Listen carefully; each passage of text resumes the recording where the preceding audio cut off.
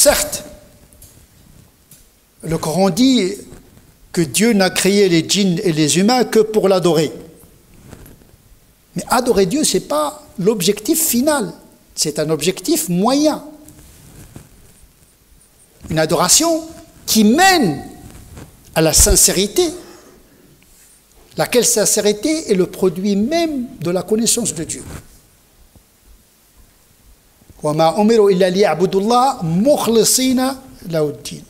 Adorer Dieu, mais avec une sincérité, c'est-à-dire loin de tout associationnisme, de toute tentation de déviance vers une quelconque divinité imaginaire.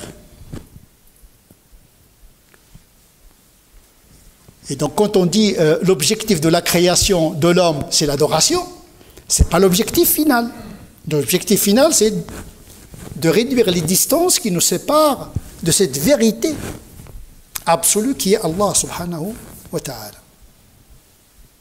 C'est pour cette raison qu'un certain nombre d'exégètes, ils ont traduit le mot ya'budun, c'est-à-dire l'adoration, et l'ont traduit en termes de savoir.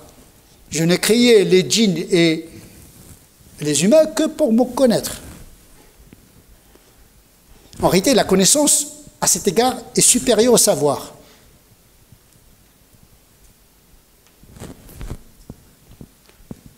Et cette marche dans cette connaissance de Dieu passe par 3 étapes essentielles que le Coran a évoquées. La première étape, nous la trouvons chez tous les croyants. Tout le monde sait que Dieu existe. Grâce aux prophètes, grâce à la révélation, grâce à la fitra, Dieu existe. C'est un savoir. Ilmul yaqin. C'est un savoir. Je sais que Paris existe. Mais peut-être je ne l'ai jamais visité, mais je suis sûr qu'elle existe. Ça, c'est le savoir. C'est le tasdiq. C'est l'iman. C'est un sentiment du cœur, c'est une conviction, un savoir. C'est la première étape de cette guidance.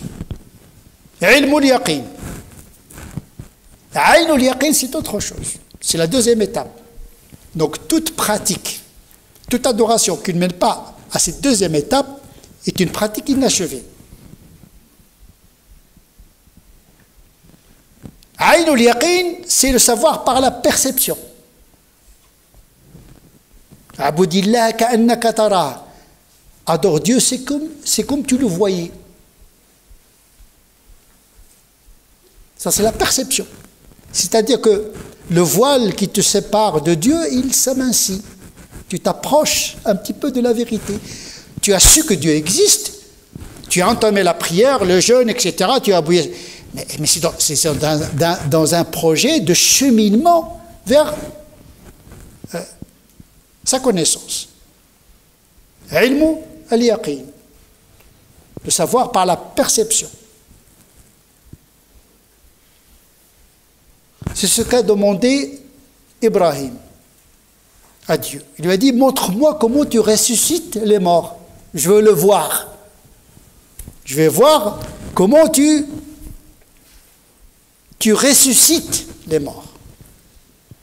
Bien sûr, il avait le savoir. Il sait que Dieu ressuscite les morts. Donc il avait l'iman, il avait le tasdiq. Il ne s'agit pas de douter de la capacité de Dieu de ressusciter les morts.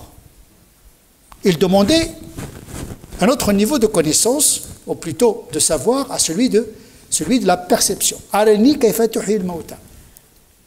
Il a déjà un acquis, mais il veut passer à une deuxième étape, hein, c'est-à-dire la connaissance par la perception.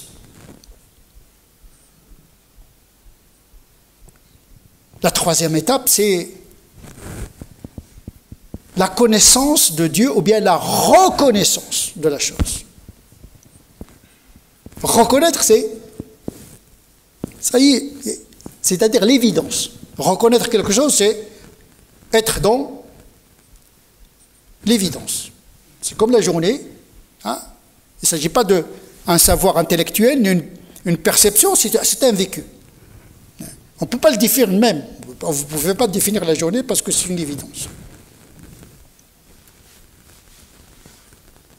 Cet exemple-là, elle a été donné par cet homme qui a dit, quand il a vu une cité vide, où tous ses habitants étaient morts, il a dit, comment Dieu est capable de ressusciter les morts de cette cité. Et Dieu l'a pris en exemple. Il a pris sa vie, pendant 100 ans, il l'a ressuscité. Donc il a vécu l'expérience de la mort et la résurrection. Il lui a répondu, Dieu lui a répondu non seulement par le fait de lui montrer sa capacité de résurrection comme il l'a fait à Abraham, mais lui-même il est devenu l'objet de cette vérité. Elle est là dans l'évidence. Il a vécu par l'expérience, ou l'expérientiel, la mort et la vie. En réalité, chacun de nous, il vit cette expérience. Allah yatawaffa al-mawta, Allah yatawalla al-anfusa hina mawtiha wallati lam tamut fi manamiha. Nous vivons cette vérité de la résurrection. Fa wa haqqul yaqin, mais relative par rapport à la grande résurrection. Wa yadribu Allahu al-amthala lin-nas. Et Dieu communique avec les gens par le biais des paraboles qui rendent les significations absolues accessibles à notre entendement tout limité.